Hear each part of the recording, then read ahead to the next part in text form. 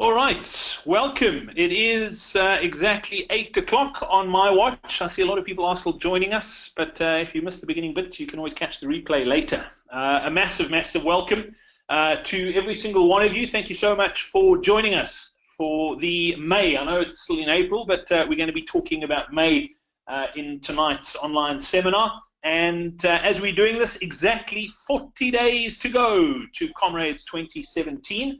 Which is awesome, awesome news. And if that doesn't put butterflies in your stomach, I'm not sure what will. So a huge thank you to Bonitas for making these online seminars possible. One of Comrades' headline sponsors, and they do an amazing, amazing job. So go check them out. Bonitas.co.za is where you can get all the details. So that's bonitas.co.za. The hashtag to use as well is BonitasComrades. All right, a massive, massive welcome. Who are we? Well, my name is Brad Brown, and I'm just here to facilitate everything and make sure that everything's running 100% tonight. But the man you're all here to see is obviously Lindsay Parry, and he joins us tonight. Lindsay, welcome. Thanks for joining us. Short man. Glad to be here. Enjoying the miracle of modern technology as I speak to you from the high altitude training camp near Pilgrim's Rest. Yeah, very glad to be on the webinar. Yeah, not as glad as I am to have you, because I thought I might have to do this by myself a little bit earlier on this afternoon. But I'm glad you found the only cell tower in Pilgrim's Rest, and you're sitting on top of it, which is great news. And yeah, just to get some housekeeping out the way, comments and questions, as always, we welcome them. So we're going to run through a couple of things tonight, but most importantly, we want to get to your questions. And as we did last month as well, I'm sure we're going to have too many to answer. And I'll show you exactly how you can get those answered if we don't get to yours tonight. What are you going to learn this evening? Well, we're going to be talking about where you should be right now, what you need to be doing for the next 4 weeks. We're going to chat about sorting niggles out. I'll let Lindsay talk to you a little bit about, I thought to err is human, to ire is to pirates, but apparently it's not. And then we're going to talk about race day lists as well. I've been thinking about that all day, Lindsay. I couldn't wait to get it in. So, questions. If you want to get any questions in, it's in the questions bar in the software panel that we're using. You can also head over to coachparry.com/Facebook. Request to join that group and get questions in there as well. I'm going to be keeping an eye on it. So, Lindsay, I'm going to hand over to you, and we can get going basically where we are right now and what we need to take care of.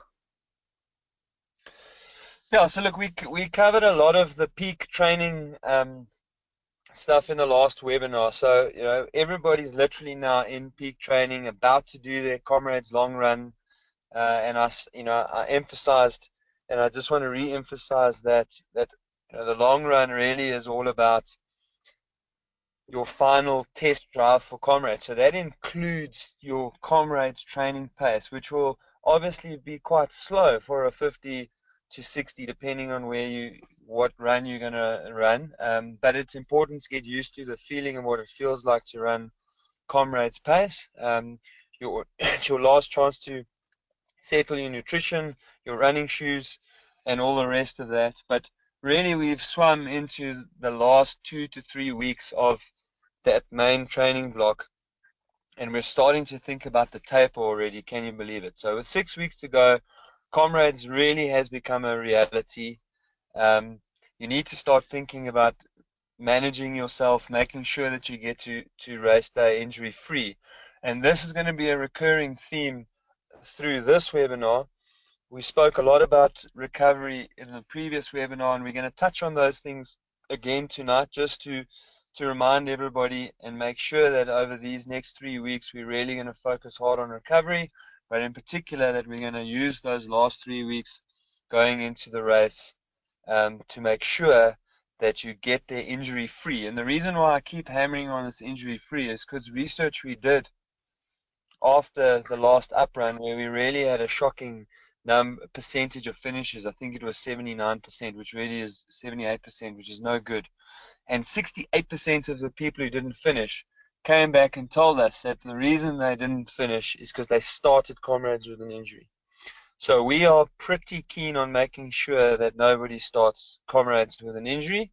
And so really that's why I said, err on the side of caution. Through that taper period, you're not going to do no training, but whenever you're in doubt, whenever you feel a pain, whenever you're unsure, you will miss a run here and there, and rather make sure that you get to the start line fresh and injury free than injured and sick and tired and yeah, just not ready for the day. Yeah, Lindsay, I'm just flicking through the questions as you're chatting about that, and there's quite a few questions about injuries and specific injuries, but I think it's so important to let that sink in. That 68% of non-finishers started Comrades with an injury. Let that sink in, because that is huge. And if you're asking questions about an injury, now's the time. It's like critical. Now is the time you have to sort it out. Training through it is not going to make it better. You've got to sort it out. Exactly. All right. So No, yeah, I mean, I think just to stress one last point there, that, you know, a lot of people think, look, let me get through these next 3 weeks, and then in the tape, I'm going to sort out my injury. But the problem with that thinking is that in those 3 weeks of carrying that injury, you actually end up giving yourself an injury that cannot heal before you get to Comrades. And that's why I just, what you stress there is so important, is treat injuries now.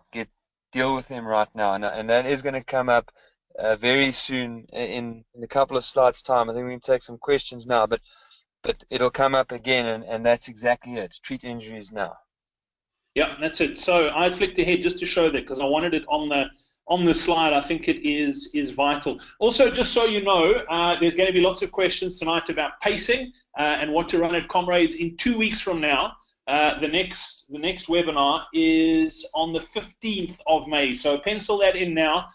We are going to be talking specifically about race day management in that online seminar. So we'll cover a lot of that stuff. I know we're getting quite a few questions about that now.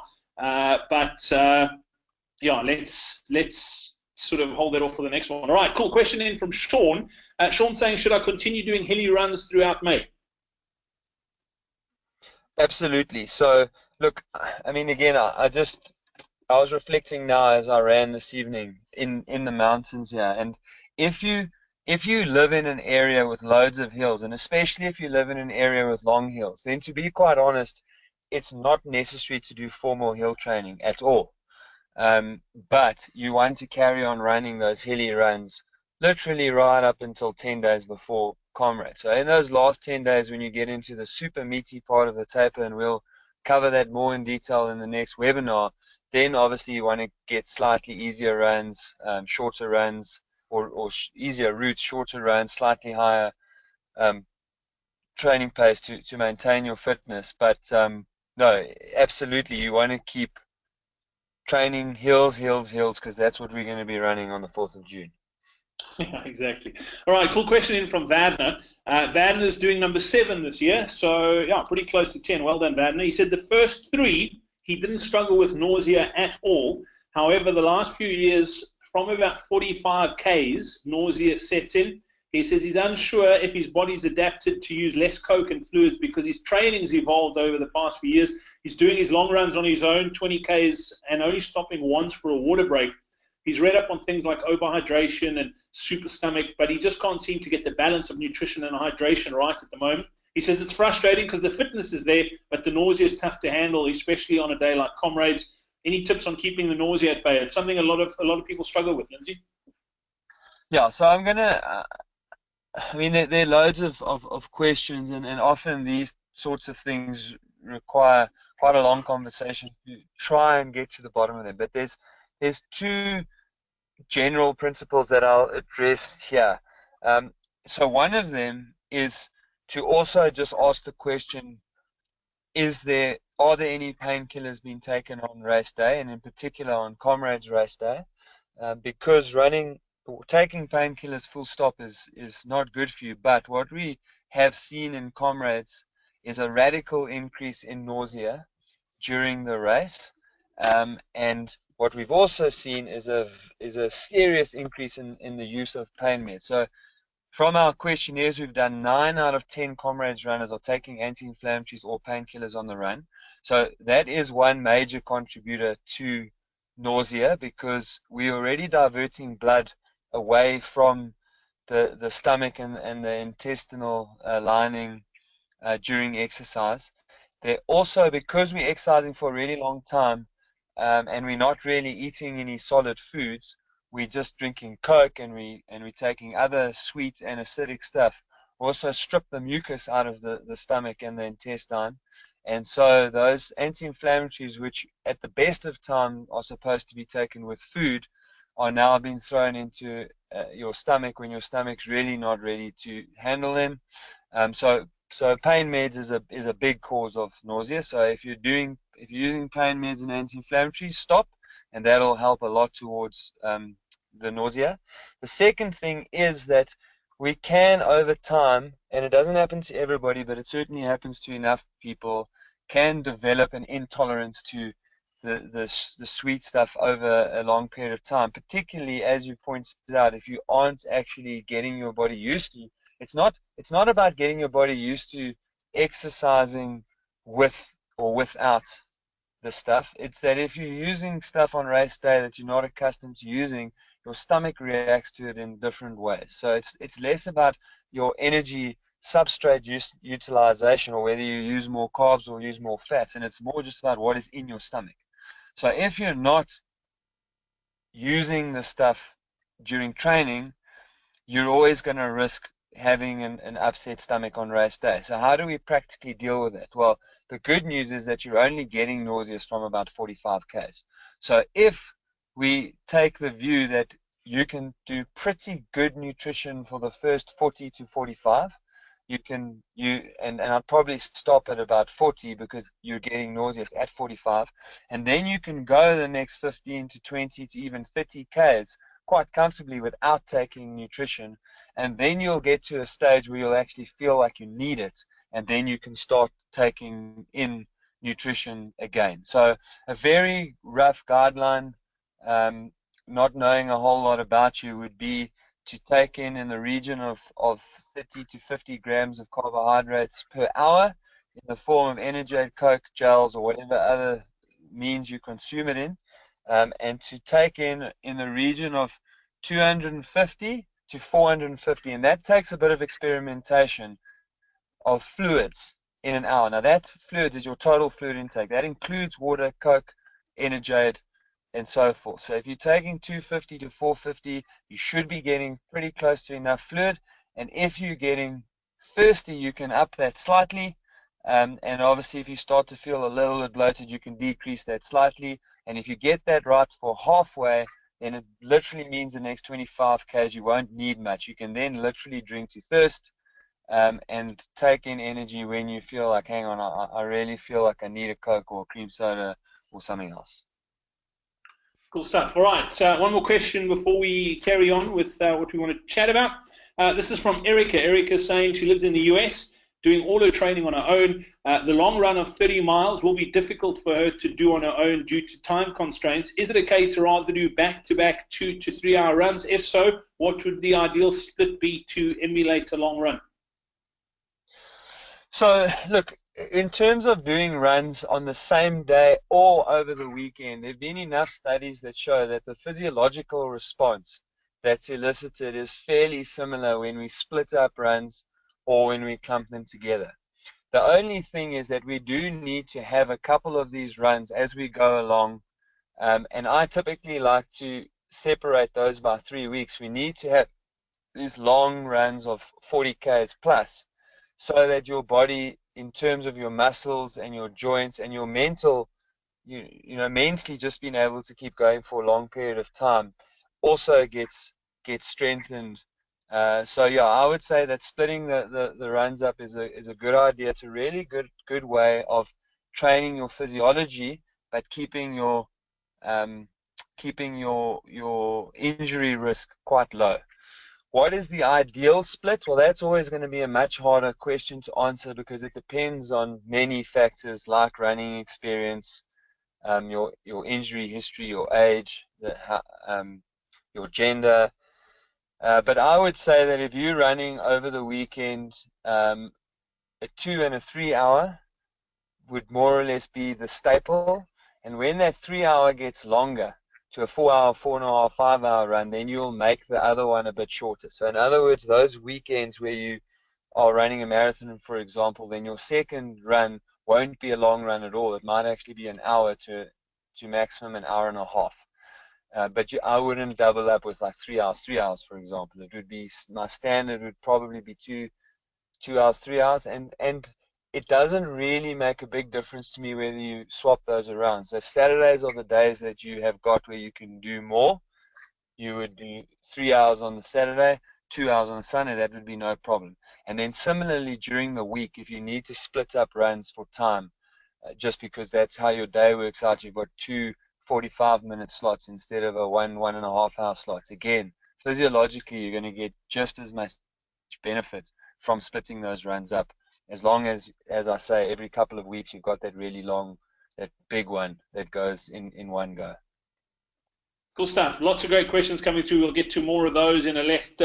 Lindsay, the next 4 weeks, I mean, we basically said 3 weeks, as you said, 3 weeks left for training, allow recovery, treat pain. What do you mean by less is more at this stage? I mean, we're getting lots of questions, people asking what's the average amount of Ks I should run. Truthfully, I mean that you shouldn't really be asking that question now, because you're not going to be able to make it up. If you say it's 100 as an example and you're sitting on 80, there's nothing you can do about it now. It's gone, it's gone. Yeah, exactly. So look, these are the last 3 weeks that you can build. So maybe a better way to answer that particular question is to say that your average, you should average your last 4 weeks, and whatever your average mileage has been over the last 4 weeks, you shouldn't increase over the next 3 weeks by more than 10%. So let's say you've run 80, 90, 100, and 60. You're just coming out of a recovery week. So that would mean you've done a 170 plus 60, 230.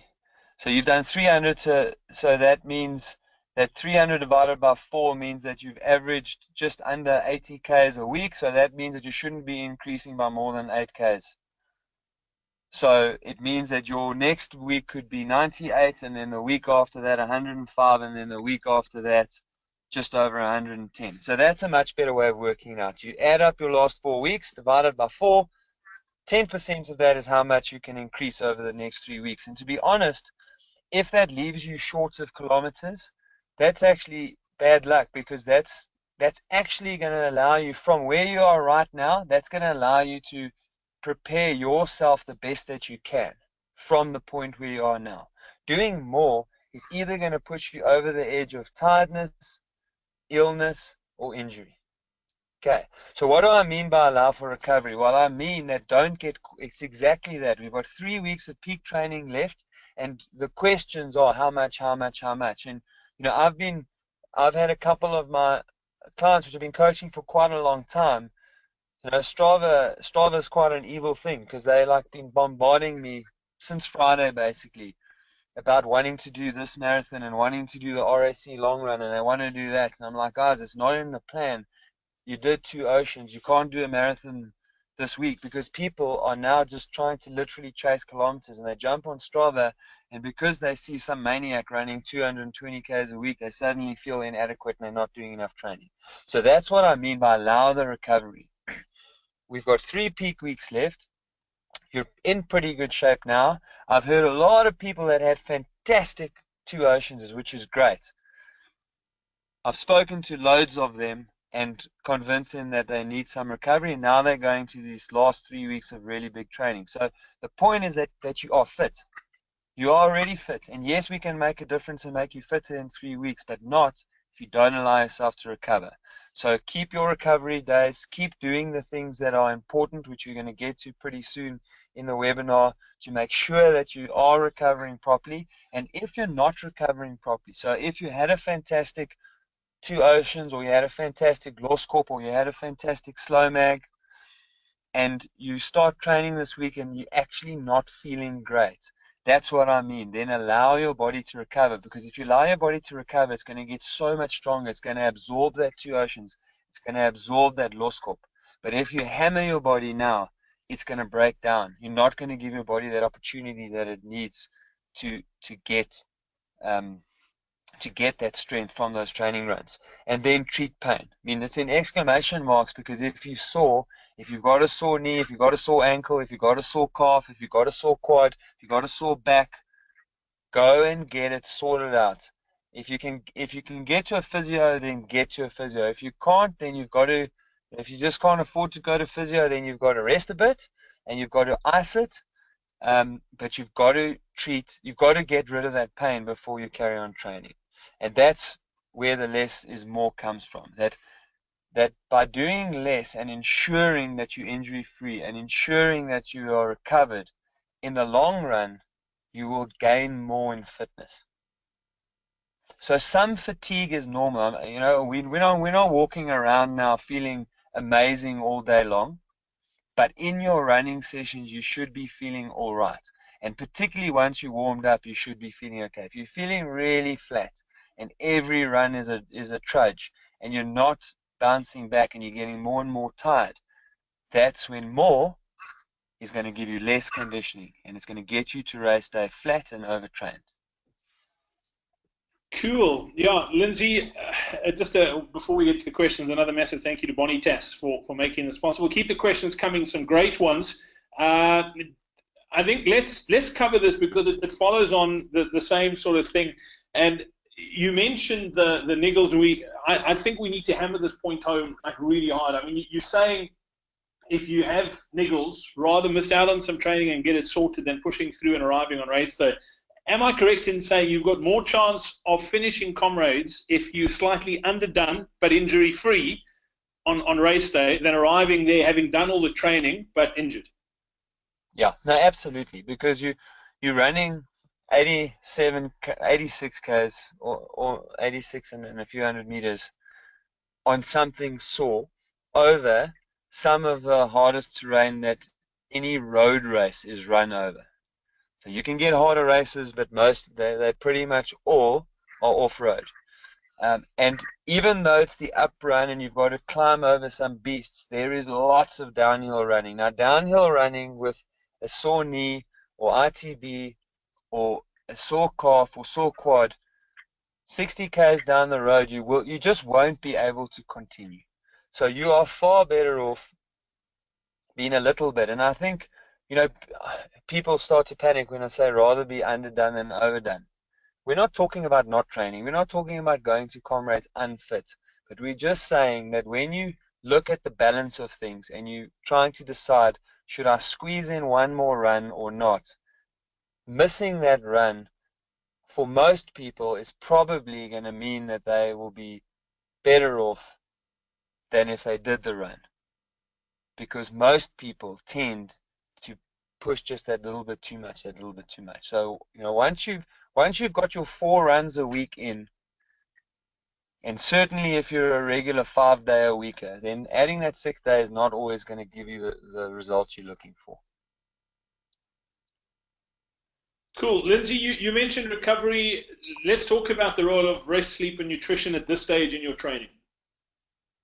Cool. So, look, there it is again. You can see the stats. 68% of non-finishers start with an injury. So, just again to harp on the recovery, we went through this in great detail in the last webinar. So, I'm just gonna touch on those points again. Rest and sleep are probably your 2 biggest contributors to recovery. So, I mean, again, I spoke about it earlier. It's 3 weeks. We're not talking about months and months anymore of putting your life on hold. But for the next 3 weeks, get into bed before 10 o'clock at night. And unless you're a shift worker, where you've got separate issues to deal with, but get yourself into bed before 10 at night. We evolved to be diurnal. That means that we are active during the day and we sleep at night. And so our body actually releases the hormones that we need in relation to that. So the later you go to bed after 10 o'clock, the more stunted your testosterone and growth hormone releases, and the worse off your recovery is. And then the second part of that sleep is to say, make sure that your sleep quality is good. So don't sit on, don't do screen time, TV, laptop, tablet, smartphone for the 30 minutes before you go to bed. So, once this webinar is over, shut it down, read a book, read the newspaper, read a magazine, go and talk to your partner, but just stop the screen time before you go to sleep, and that'll make an enormous difference to the quality of your sleep. And then nutrition. I mean, nutrition,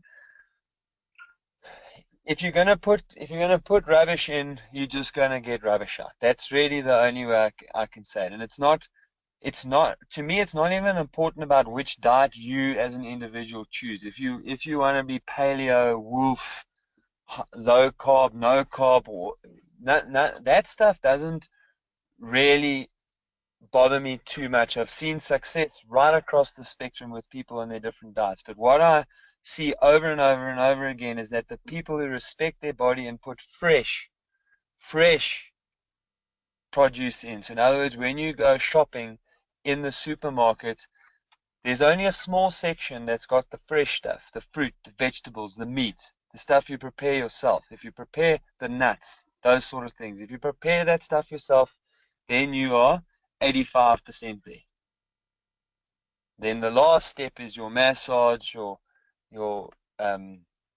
compression tights, ice baths, maybe some recovery shakes if you're very busy. If you're very busy and you really just can't get in the nutrition you need immediately after exercise, then things like recovery drinks come in handy. But it's really just about choosing natural whole foods and not eating out of boxes and packets for the next 3 weeks. Cool. All right, we'll talk about lists in a moment. Let's get to some questions now, if it's cool. And Lindsay, a lot of people asking about sort of long runs still at this stage. We've had quite a few people who ran Old Mutual Two Oceans. We've had quite a few people who ran Omdi Dam. And then asking if it's okay to run Wally Hayward's, what should they be doing? And then a question in from Ntunzi. Ntunzi saying RAC 60K on the 30th of April and then Wally Hayward 42K the following day. Good or a bad idea? Yeah, so look, I can tell you that the RAC 60 full stop is a bad idea. It's too far. Without it's a the great Wally. run.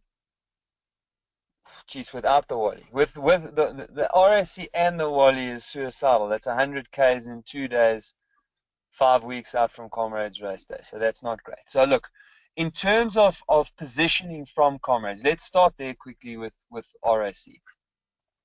In terms of where it's situated, 5 weeks from race day, it's in a good place. So I'm quite happy. RAC couldn't really have done a better job there. Unfortunately, with Two Oceans being placed where it was, and then Loscorp being last week, that puts it in a bit of a tight spot, because anybody who ran Oceans or Loscorp shouldn't be doing RAC. But it's a fantastically well organized race day. My training partner always comments that RAC training run is great, but you just got to be careful you don't put on weight, because their tables are great. There's plenty to eat and drink all day. But I would not run the full 60. And in fact, I've done the RAC run I reckon of my 6 comrades, at least half of them I ran the RAC long run, but I've never finished it. Never finished the RAC long run. The furthest I've gone on it is 50 Ks, but I normally run 45 Ks when I get someone to pick me up.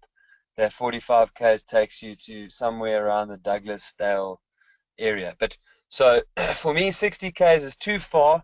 That's the sort of distance you would think about running if you're a 6.5 hour or faster Comrades. Anybody slower than 6.5, I don't feel should be running 60K long run. So do the RAC run, but make sure that you limit it. And Wally Hayward the next day, well, no, you're definitely not going to do both. I couldn't in good conscience advise anybody to do that. Now, again, if you ran Loscorp, I also wouldn't be doing Wally. They're just way too close together. If you did Two Oceans and you are training for a 8-hour or faster Comrades, then you probably are doing enough kilometers that you would have recovered enough between Two Oceans and Wally Hayward. Otherwise, for everybody else, my answer would again be no. I would be looking at the following weekend for a 40 or maximum 45, somewhere around there. 3 weeks. I always, I mean, that's my, call that the Coach Parry rule. 3 weeks between ultras and marathons, or marathons and marathons for most athletes. I think that's great advice. Lindsay, question in from Nkululeko. Nkululeko saying, doing my last long run on Monday, which is the Wally Hayward. For those of you who aren't in South Africa, it's a marathon, and it's on a Monday. It's public holiday in South Africa on Monday. Nkululeko saying, I've done good mileage since Jan, 920 Ks, 2 ultras, 1 marathon, with the longest being Omdidam, which is 50 kilometers. Kuleko says, I'm worried that mentally I haven't hit anything longer than 50 Ks. Would it be beneficial to add an extra 13 onto my last long run next Monday to make it a 55? I know you can answer, but in Kuleko, I've never, that's sort of the strategy, like when I run Comrades, what I do, I've never done a run longer than 50 in the build-up to a Comrade. So, yeah, Lindsay, your take? Yeah, so that's, I would say, right, adding 8 on would be the sensible thing. 55 is okay, and the way that I would judge it is what you really want to do out of a long run is to get your legs to the point where they feel quite tired, and then give them another 5Ks, just to get used to that feeling of running on tired legs. But you don't want to take yourself to the point of being really buggered. And so normally 45 Ks is enough to give you that feeling of really tired legs, and then you do those extra 5. So you have already experienced a 50 in Omdidam, and it's quite a tough 50, and this year it was pretty hot.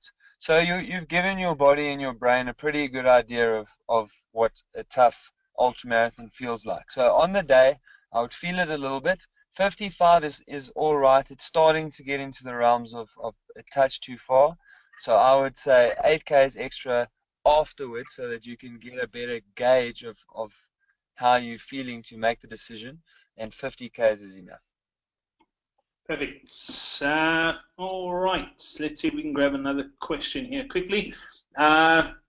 Lindsay asking from Elliot, saying, last year I cramped. Haven't been able to experiment with Cramp Notch, which I think I can buy at the expo because it's not available in Canada. Elliot's in Montreal. Should I use it on race day if I've not used it before? What will happen? Or use it only if I cramp again? So look, I wouldn't use it as a precautionary thing on race day, because I can't in good conscience tell people to try something that they haven't tried. You just don't know how that chili is going to affect, because effectively that's what the active ingredients in it. It's the capsium in chilies. That's the active ingredient. They've extracted it. They put it into a gel. So the rest of it is pretty straightforward. It's a gel. It's got all the normal sugars that you get in normal gels, and it's got 20 milligrams of caffeine, which you get in a lot of gels. But it's got that capsium, which really can irritate your stomach if you're not used to it. So I would buy some at the expo, because if you cramp, you've got nothing to lose. So I would buy 2 or 3, and if you start cramping, then yes, use it, because once cramp starts, actually anything you can use is going to be better than cramping. But I wouldn't use it in the half an hour before the race and then at 2 hours as it is recommended, because if you have to then start running from toilet to toilet because your stomach reacted badly to it, it's not worth it. Great question in from Jackie, Lindsay. Obviously, we're hammering the message home that if you have got a niggle, get it sorted out now. Jackie wants to know what constitutes an injury. Like one might have a slightly tight knee and may not be as fluid as normal, but with a niggle, what does it mean, and what do you do? Like, when do you know you need to stop? What are the signs?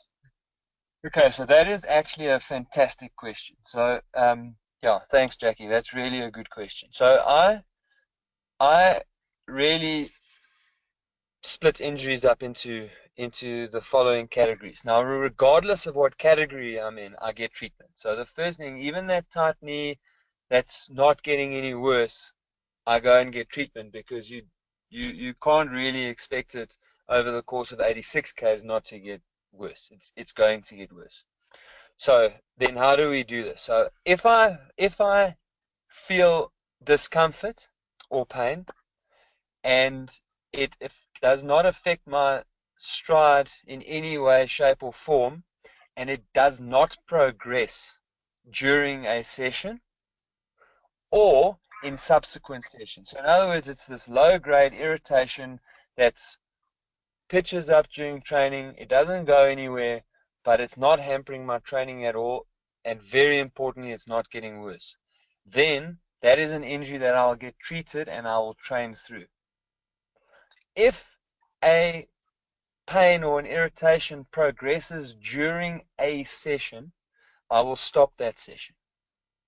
And I will go and get that treated, and I won't train again until that injury is no longer sore. Similarly, if I run today and I have a niggle that doesn't get any worse during the run, I would finish that session and happily carry on running. However, sometimes then what will happen is in the subsequent run, it will be more painful. And if it is more painful, then I still treat that as a progressive injury, which means I stop running, I get treatments until the pain goes away. So really the only time that you can train through what, let's call it discomfort, because typically if it's really sore, or if you would describe it as pain, those are not normally things that are not going to be progressive. So a description of a tight knee is fairly reasonable to that. It's tight and it's uncomfortable, but it's not sore. So if you can run fairly normally and it does not get worse, then sure, carry on training, get treatment on the side. Any progression, stop, get treatment before you carry on training. Cool. Lindsay, we've obviously been talking about long ones. Question in from Matthias Johansson, who's in Sweden. Matthias is saying, is it a bad idea to run a half marathon full tilt 2 weeks before Comrades? Look, 2 weeks is quite close. It's typically people do run fairly hard 21s 2 to 3 weeks before their goal marathons. But when you're training for a marathon, or for a fast marathon, you are often doing a lot more in terms of high intensity training, so the risks aren't quite as big. So I would say you can run a firm half marathon fairly safely. 2 weeks is a bit tight. I mean, I think 3 weeks would make me feel more comfortable, certainly, but I wouldn't go full tilt. And the main reason I wouldn't go full tilt is purely just from the injury risk point of view. When you're running really hard, that is always a big risk for injury.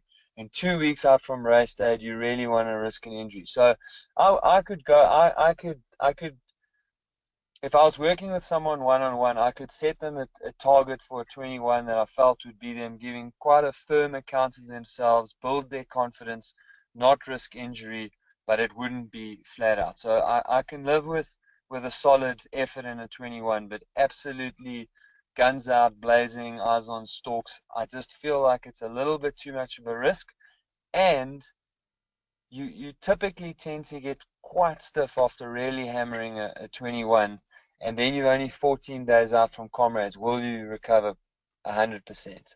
Yeah, so hopefully that answers the question. Yeah, and it's also, Lindsay, for most people, this is the fittest you're going to be in your life. So to go full tilt sort of 2 weeks out from Comrades, you're never going to be fitter, and you'll probably end up pushing yourself harder than you normally would. Yeah, no, absolutely. I mean, that's without question. I think that's where the injury risk comes from, and that's why I say, set yourself a solid target, one that'll build your confidence, but not one that leaves you really hanging on over those last 2 to 3 days. Okay, we've got some more we wanted to run through, but lots of questions coming through. One from Mfanelo. Mfanelo saying, I haven't been able to qualify yet, missed the cutoff by 3 minutes on the last 3 tries. She said it's tight. Do I have the chance to qualify at the Wally Haywoods? Yeah, the short answer to that's yes. I think the cutoff is the 2nd of May. Your times have to be in Lindsay, and obviously Wally's on the 1st. Yeah, so I would just go jump on the Comrades website to make 100% sure. I'm 99.9% sure that Wally is the last qualifier you can use. But I would just get onto the. Yeah, I'm reading it now. It says all qualifying details will be checked and signed off by your club chairperson or licensing officer. No upgrade of seating will be permitted after the 2nd of May. So I'm guessing 2nd Yeah. of May is the last one. So, yeah, there we go.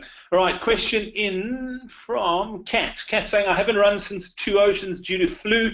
I've done one marathon in Dam, which was a 50K. I plan to do a 32 on Thursday and then Wally next week, Monday. Is that a sensible finisher, or a sensible plan for a sub-12 finisher? Yeah, so as a sub 12 finisher, that's quite a lot, especially if you've done Two Oceans and especially if you've come through from the flu. So the flu for me almost comes as a little bit of a blessing in disguise because physically, in terms of the muscle damage, it would have gone a long way to helping you recover. But you still have that virus and you'll have some post-viral fatigue, so you need to build up a little bit slowly. I'm happy with the 32 on the Thursday. I just feel like the 42 might be a little bit tight. So what you need to do is do the 32, see how you feel, see how you get through that. And if it really was a nice, comfortable run, no problems at all, and Friday and Saturday you're feeling quite good, no stiffness in the legs, because often the flu can also attack the muscles, and so then that 32 will feel like more than a 32 in terms of the stiffness. And if that happens, you've got to can the Wally, and then hopefully there is a 40K club run or something the following weekend that you can do instead of Wally. All right. This is a cool question. Where's it gone? There we go. From Adine. Adine was saying, I didn't finish Two Oceans, just had a really bad run, got to 42K marks. Adine says, a novice, any advice? I've never run longer than 42. Should I do another 42 before race day? Any advice? Yeah, so look, I would certainly do another 42 before race day. Look, again, this is that kind of question that I'm nervous about answering because I don't know how consistent your other runs have been, what sort of distances you've been running. But if you've been running like very regular 30 to 36s, and you can get in another 42, then I would be quite happy with that as a return before Comrades. But if you're a little bit light on the mileage side, then I would look at getting yourself a 45 or 50 under the belt. And the weekend of the 30th or the weekend of the 6th are your two weekends where you want to do that. And then I feel like you'll have enough in the system to get through. Cool. And yeah, Lindsay, let's talk about race day lists because this is pretty important. Still lots of questions coming through about pacing and pacing charts. We're going to cover that extensively in the next online seminar, which is 2 weeks from today, the 15th of May. So I'm not ignoring those questions about pacing, but yeah, I think let's hold them off until 2 weeks before we can talk about race day and exactly what you need to do on race day. But let's talk about the build-up, the last few weeks before we get to Dervs.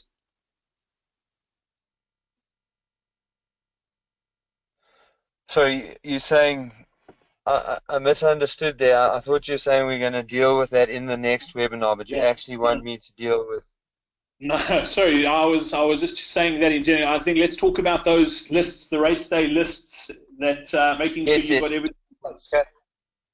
Yeah. Okay. So look, the lists are really crucial. The lists are crucial on a couple of fronts. And the one and most important for me is that you need to use these things on your long training run. So by now you should have a really good idea of what nutrition you're planning on doing on race day, the clothes that you're going to run in will most likely be your club kits if you're South African, but if you're an international, you'll have your favorite top and pair of pants that you like to run in, socks or shoes. From doing 40 to 50K training runs, you should have a good idea of where you really chafe badly, where you get your, where you need to stick plasters, if there's certain toes that need to get a little bit of extra protection, nipples, in particular for men, because we don't wear bras, so we really get bad chafing on our nipples sometimes, under the arms, suntan lotion, because even though it is winter in Natal, it is blazing hot, and we can expect as high as 32 degrees on race day, very hot and humid. But literally anything that you have used up until now that you are used to running in, are used to using, you've got to put that into action on that long run. So you need that list for the long run anyway. But very importantly, as you get close to race day, you're going to get very nervous. And so when you're packing, you will forget stuff. I am sitting here in the mountains. I'm about to run 2 weeks of 180 Ks, and I've forgotten my roller at home. I didn't pack my roller. The reason I didn't pack my roller, because I didn't make a list for the camp. Okay, so I've been in this game for 3 decades, and I still make stupid mistakes like that. So to stop yourself from making those mistakes, make lists now, so that when you pack for your travels, you pack everything that you need. And you will use that list again on race morning, because when you get on race morning, you're going to be highly stressed about getting there on time, being in your seating pen. You don't want to miss your seating pen. You've got a long way to run. You are just going to be very, very stressed. And so the important thing is to have a list so that it takes that stress out. Tick, I've got this. Tick, I've got this. Tick, I've got this. So I can't stress to you how important it is to make the list. Yeah, Lindsay, if I can just add to that as well, I got to second you. Some people know who will be on tonight, but I seconded you at Two Oceans this year. You ran the sort of the Friday run, and it's obviously pretty much self-supported. And I was amazed. It's the first time I've seen somebody do it. Just how sort of deliberate you were about using that as a dress rehearsal for Comrades Race Day. I mean, I had strict instructions. This is the gel to give me after 2 hours. This is the gel to give me after 3 hours. You had a spare set of shoes because you weren't sure if your shoes were going to chafe you or not. Those were the shoes you wanted to run for Comrades, but you had spares just in case. It was, phenomenal to see. You obviously had a list for that, and I can't speak highly enough. It doesn't help when your second locks his keys in the car, though. Good thing you didn't need those shoes, which is a good thing. So, yeah, that's fantastic. Let's get to a couple more questions, Lindsay. I think this is awesome as well, because at this stage in your training, there's not too much more you can do physically. Obviously, you want to get your last few sort of weeks training in, but now it gets down to a mental thing and getting your head right and believing that you can do this thing, because a lot of it is just having that belief. And Brenda wants to know if you've got any tips for getting the mind strong once your body is strong. Yeah, so look, and I've had quite a few casual conversations with people on this exact point since Two Oceans, and I've obviously had some less casual conversations with some of my clients. And we really are spoiled in South Africa, so the rest of the world don't quite get it as good as we get it, but we get these fantastic races that we can use as testers for Comrades. So Two Oceans was a great one of those. You've run 56 Ks, you treat it as a training run, so when you get to the finish, you know that you could have run a couple more Ks, plus you also know that you're right in the middle of your peak training, so you're not fresh, you're not rested. You ran 56 Ks fairly comfortably. You were tired, but you could have probably run another 5 to 10 Ks. So already you are mentally 65 Ks fit, just from having had that experience. Then you've got 3 weeks of good training left now, and you know that if you do that sensibly and you don't pick up an injury and you listen to all the things you're supposed to listen to, you know that you can get yourself about 75 Ks fit. And if you're 75 Ks fit, well, the last 10 Ks is actually quite an easy place to go to mentally. The problem with Comrades, though, is that it generally, for most people, starts to get mentally quite tough from about 60 Ks. Now, 60 Ks is a hell of a long way to run, and it's quite an achievement to get to 60 Ks. And I remember when you ran your first Comrades that even though you were bitterly disappointed that you hadn't finished Comrades, and you had a lot of emotion going around at that time about your mom, once the dust actually settled and we had a conversation a few days after Comrades, you were actually really proud that you managed to drag your 140 kg frame past 60 kilometers. So the reality is you've already done an enormous amount. It's 60 k's is a lot. So from now on, how do you prepare yourself mentally? Well, what you want to do is you need to tell yourself that it's not going to be easy all the way. So if we manage the expectation to know that at some point in time the struggle is going to come, and that struggle is going to come somewhere between 60 and 75 k's.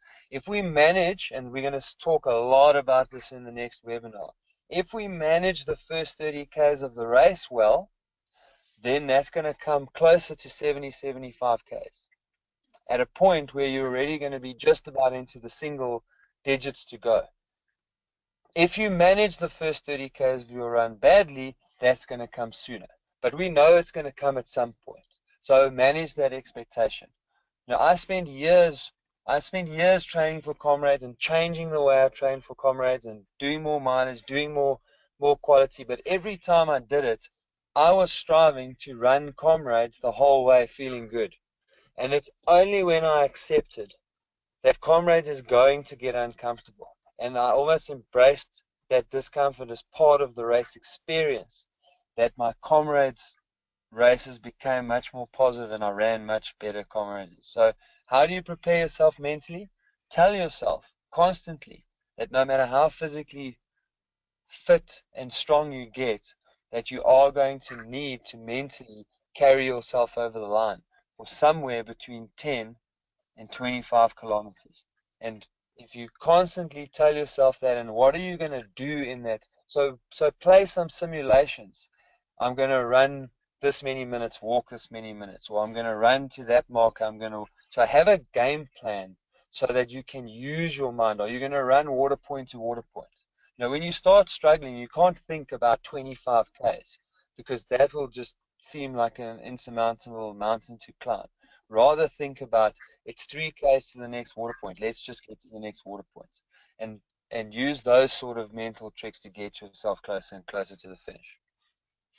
Oh, absolutely, and feed off the crowd. There's lots of people on the side of the road that'll help you through as well. Lindsay, great question in from Tracy about shoes. Tracy's saying she's done about 800 kilometers on her current pair, with more training obviously still to come. Should I buy another pair now and run in them, or just run in what I'm currently using? No, so at 800 k's, your shoes will have around 200 k's left in them before they start getting really ropey. So you'll be running Comrades in a pair of shoes that just about need to, or just about have to be replaced. So I would get a pair of shoes now, and if you can get somewhere between 150 to 200 k's in the new pair, you can still do a little bit of running in the old pair, and even after Comrades, you can kind of run in both. But in the new pair, you want to get about 150 k's to 200 k's in them, and then they'll be perfect for race day. All right, cool. Lindsay, I don't know if I'm allowed to answer this question. Warren wants to know what was your time for the Oceans run? Yeah, no problem. I ran 4:19 with 2 bathroom stops, but yeah, it was a great run. I thoroughly enjoyed myself. Yeah, and in saying that, you said to me prior to race day that you were planning on I think you said 4:15 was the goal. You weren't going to race; it was just a long training run, so it was spot on target. And you are the official Friday Run champion for 2017, so won that one. So congratulations. Yeah, Danny, who's in Atlanta. How's it, Danny? Who, by the way, I need to give Danny a big shout out. Who's just finished a massive race in the middle of nowhere, the Marathon des Sables. Congratulations, Danny. Fantastic effort. Yeah, the photos looked amazing. Danny saying a few years ago, Lindsay said on a webinar that you must expect a bad patch, but if you persevere, you always get through it. I've used that in every ultra since then, and it's always been true. Yeah, can't say much more about that. It's fantastic. Yeah, and I mean, that really is good advice. Sometimes I should write these things down because I come up with some pearlers sometimes. But no, that's absolutely 100% true. I mean, and I think the average bad patch probably lasts somewhere in the region of 5 to 10 minutes, and 5 to 10 k's. Sorry, 5 to 10 k's.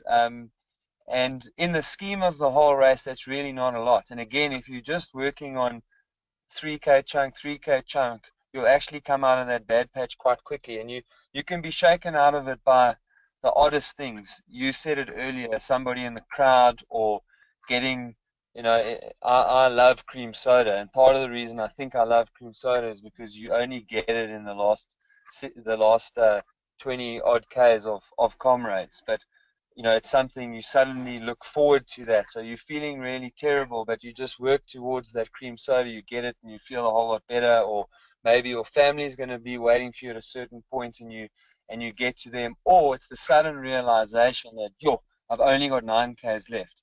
When you run 86Ks, 9Ks really does feel like the finish line. So he's absolutely right. You will always come out the other side, and then suddenly just feel stronger and stronger as you get to the finish. Cool. Interesting question from Michael Farah. Michael's asking, is a shoe and sock change a good idea during the race?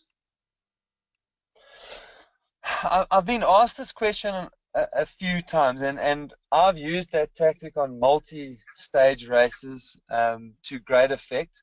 And so I would say if you're not marginal on a medal, and you're not racing, then I think that can actually be quite a good tactic to use, especially if those shoes get quite waterlogged from putting water on yourself and excessive sweating. So yeah, I think if you're like a solid 10-15 guy and you don't mind running 10-20, 10-25, then I absolutely think that's a great tactic. And if it means that you don't get any blisters, well, then the 5 minutes that you took to change your shoes is actually probably going to save you about 25. So it certainly is something worth considering if you sweat excessively, or if you already know in advance that you are someone that suffers from blisters, then that's not a bad tactic to use. Yeah, absolutely. If you're a marginal Comrades finisher, like if you're just going to dip under 12, it's probably not worth it, because you're going to need all the time you can. Sitting down and doing that is going to be a bit of a stretch. Yeah, if you're a 12-hour, you're already going to lose 10 minutes at the start. So you probably don't want to add another 5 minutes on there. Then I would probably plow through. Lindsay, Tunzi asking, and there's a few people, I mean, we touched on it at the start of the webinar with people asking sort of Ks-wise, what should I have done again? If you are below the curve, now is not the time to catch up, but I think a lot of people just want peace of mind. For the different medals, what would sort of the ballpark be? I know we spoke about it in the last seminar as well. If you're going for a Vic Clapham, sort of what sort of mileage should you do from the 1st of Jan to Comrades? Same for bronze, same for Vic Clapham and for the silvers. Yeah, so I'm going to give the numbers, but again, I think you've said it 3 times tonight, and it's really great advice. I'm going to give these numbers, but you can't spend the last 6 weeks pushing up your training just in a quest to get to these final numbers. Rather use the advice I gave before, which is to take the average of your last 4 weeks, and that's the 10% of that is the maximum that you should be building week on week. And then what number you get is the number you get. But for the finishers medal, you're looking at somewhere between 850 and 950 Ks, 1st of January to race day. For bronze medal, you're looking at around about 1,000, 1,100 maybe. For Bill Rowan, you're looking at about 1,350 to about 1,1800. And for silver medal, you're looking at around about 2,000. But and I want to stress again that these are rule of thumbs, and I think he might be listening. So I hope he doesn't mind that I'm using him as an example. But I've got a client that I've been working with for quite some time. His name's Donnie van Tondel. But when we discussed his initial program right at the beginning, and the running that he'd been doing up until then when we started working together, and the combination of his strength training and his running, I felt at the time that I didn't want to upset the balance that he'd created, and I felt that the best way for him to improve was not to run more, but it was just to use those 4 days slightly differently, get the training paces right. And so running 4 days a week, he ran 3:59 for 2 oceans. And he does listen to my webinars from time to time, and so he was getting nervous because I'm talking about all these kilometers that people should run and what you should be doing. And we had a discussion about it beforehand. At the end of the day, he did put his faith in me, and I must thank him for that. But also at the end of the day, he got 3:59. So again, it shows that getting obsessed with a number isn't the way to go. You've got to build your program relative to where you've come from, relative to where you are now, and relative to the target that you've set yourself. Yeah, absolutely. And Lindsay, like you say, it's a guide. It's not a target. Those aren't the numbers you have to hit. Yeah. I mean, you mentioned those finishing numbers. I finished 3 Comrades. I've never hit 850 Ks from the 1st of January to Comrades race day. But that's just me. It's each to their own. You need to have your plan and then stick to it. Just once again, a massive thank you to Bonitas for making these webinars possible. They are free, and that's why we do them. So, yeah, it's one of those things. Take the advice of how much it costs. So as far as resources go, just before we wrap up, we will get to a couple more questions. I know it's getting late and Lindsay's got some athletes he needs to deal with. But as always, comrades.com, some great resources on that website. Also, coachparry.com is where you can get all the details too. Sorry, I forgot to take it up. The Novice Project seminars are unfortunately finished. Training programs, if you're still looking for a training program or you want a guide, the generic programs are available on comrades.com/marathon center/training. If you're looking for individualized one-on-one programs, the website to get to is coachparry.com/running-coaching-packages. If you want to connect with Lindsay, I mentioned it at the start of the webinar. The website to get to, this will direct you straight to that Facebook group. Just go to coachparry.com/Facebook and check out the Ask Coach Parry podcast. There's lots of them. And askcoachparry.com is where you can find all of those. The next online seminar is probably, we've been doing these for the last, I think, 4 years, and the last one is always the most popular because we run through race day strategies, how to save time, and in 2 weeks' time you will be very nervous in the build-up to Comrades, and it is going to be the pep talk you need. I love that final webinar. I know Lindsay does as well. And it's just a great sort of place to leave it off and then touch base at the expo. Lindsay, have you got a couple of minutes to handle a few more questions? Yes, go for it.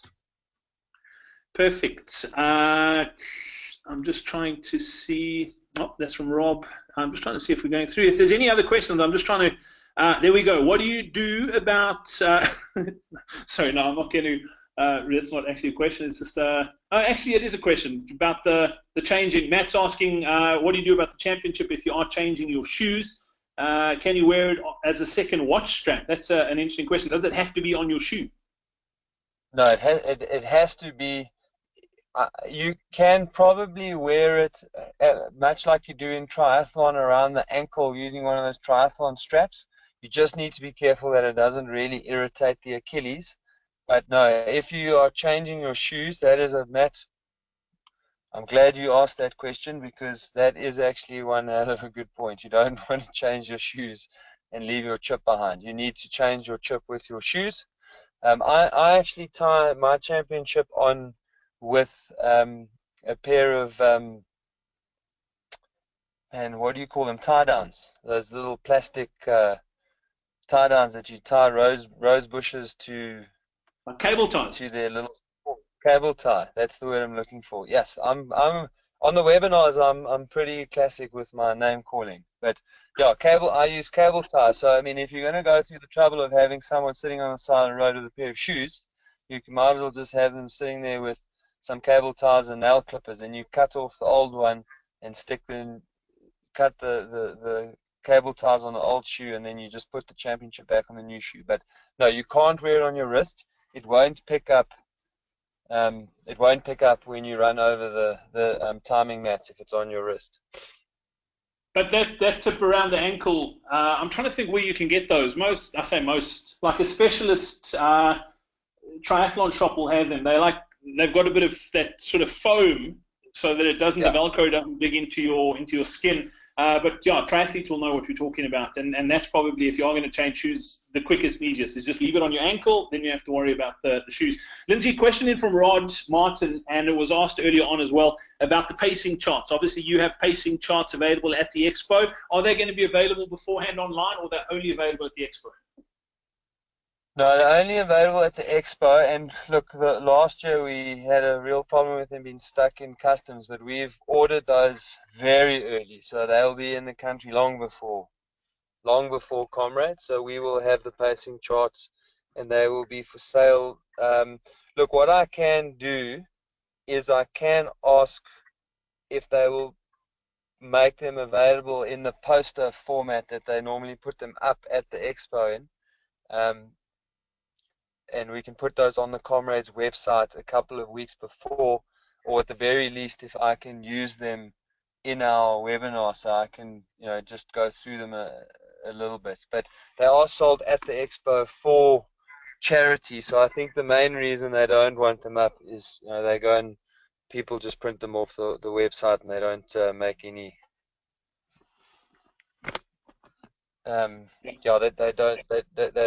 They don't make any money for charity. Okay, cool. A quick one from Theo. Theo is asking, can we buy chips at the expo? Yes, you can, Theo. So yeah, if you haven't got one yet, or if you forget your chip at home, if you get down to Durban and you've forgotten it, if you haven't made the list, you can get at the expo. So don't stress too much about that. Those are available. The championship chips are there. Lindsay, I think that's about it. No more questions. Doesn't look like any are coming through. Again, sorry, unfortunately can't get through all the questions. There were literally hundreds, and Lindsay's got athletes it needs to get to. I've got a family I need to get to. The recording will be up. If you want to ask any more questions, please get into the Facebook group, coachparry.com/Facebook. Difficult to answer sort of very individual questions in a forum like this. But yeah, we look forward to seeing you on the 15th of May for the last one of these online seminars. As always, a huge thank you to Bonitas. Lindsay, parting shot from you.